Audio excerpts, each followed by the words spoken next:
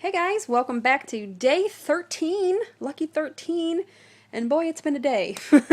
I had an Etsy order come through this morning and I had no idea that it came through. I didn't get a notification, and it was ordered or paid for on Friday, and I just found it today. Thank God I was going through emails. So I had to hustle to get this order ready to go out tomorrow, and I'm so behind. It's like already 5 something here. So, well, let's get into it. Nobody wants to hear that. Okay, so yesterday when we left off, I was talking about, I wanted to discuss something that I thought might have been a little bit ego driven, and this is it right here. And what I mean by that is, I know I've discussed how to get Doris, because she doesn't really know about these two here. She doesn't really know like their backstory. But I have to have a way to show their backstory. So you know as the reader, but Doris is kind of oblivious. But I also want to show like the journal entries and what she's thinking, like her mindset related to these two guys, and basically the juxtaposition of what everybody else knows about these two guys. So I'm thinking about adding a journal entry, and this is where I'm not sure if I should do that. Should I let the panel speak for themselves, or is adding the journal entry like more of an insight into Doris's mind, if that makes sense. Now this right here, this like tunnely thing, that's like her fantasies, and I even have like right here this little bridge. I mean, I probably won't have it that way, but it's just like her hair is like going around in this little tangled mess of her little fantasy as she sees Ian walk by. And then that's Caleb popping in. And this is not like an actual panel. This is just something that I was, working with this morning to see how I like the flow. And I don't know what you guys think, but like basically this panel is she saw Ian in the mall and she's looking at him, and then she's fantasizing about, her and him.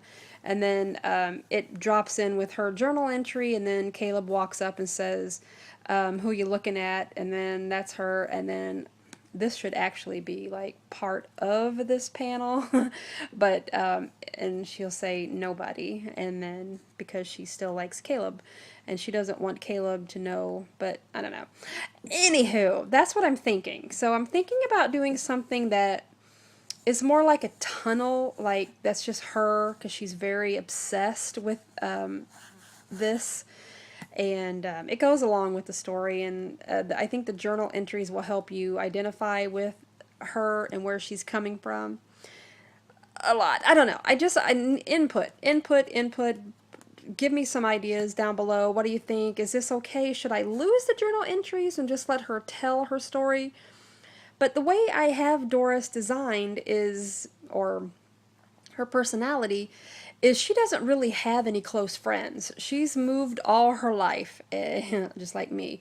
So she doesn't have anyone who she can actually talk to about anything. And so she uses her journal as her friend, basically. Now, she does have friends that she works with, and they go out and they hang out, but they're not friends. I don't know how to say it. They didn't grow up together. She's brand new. She's only been in the area like 3 years, and she's just not that friend, like best friends with these people. And so she uses her journal as an outlet to get her feelings out, her thoughts out. And that's why I'm thinking of adding the journals in there. And not that I think my journals are so awesome, but they did prompt this story. But so that's why I'm thinking, is that too ego driven? Is that too much me in this story?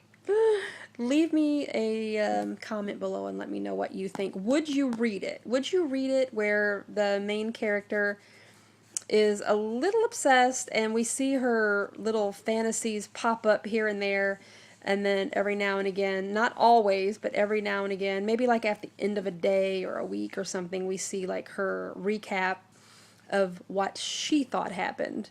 I don't know. It's part of the story, part of becoming. So yeah, so that's what I'm struggling with. I think I got all my notes done now from going through all my journals and kind of what I want to add in. So I don't want to hold those there too long because I don't want you guys to read them. And then I kind of worked on a little sketch of Oni here. It's actually Jake, but like like a little bit more of a Neanderthal kind of facial structure to me. I think he looks like Charles Manson. So yeah, I don't know. Also, and then again, if I didn't lose subscribers yesterday, I might lose them today. In that, I've been watching a lot of, and there's no killing in this comic book. I just want to put that out there right now. But I've been watching a lot of Jeffrey Dahmer videos, his interviews that he did for Dateline and stuff. And the reason I have been is because of her and the way she feels like about these two.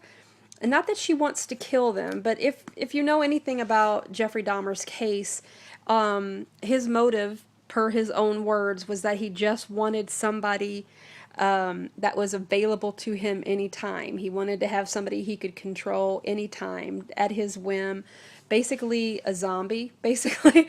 And not that Doris wants a zombie, but there's issues behind Doris that we'll have to wait until we get into the comic book, why she's kind of obsessed with him. And I don't know if I want to actually use Dahmer, but it is set in the time. I think he was killed in '94. And before that time, she lived in another town, and she would have been, you know, like all into the news coverage of that. So I don't know. I'm thinking about it only because I think it gives insight into why. I don't know. Again, no killing. There is no murder or killing or eating anybody in this story. So I do not want to convey that. But yeah, so that's what I'm thinking. I don't know. It's a slippery slope here. I don't know. And you probably already know what the comic book's about anyway, but I think you'll be kind of shocked, honestly, with the background story and how it develops, honestly. So, yeah. So that's day 13. I really need some input. What do you think?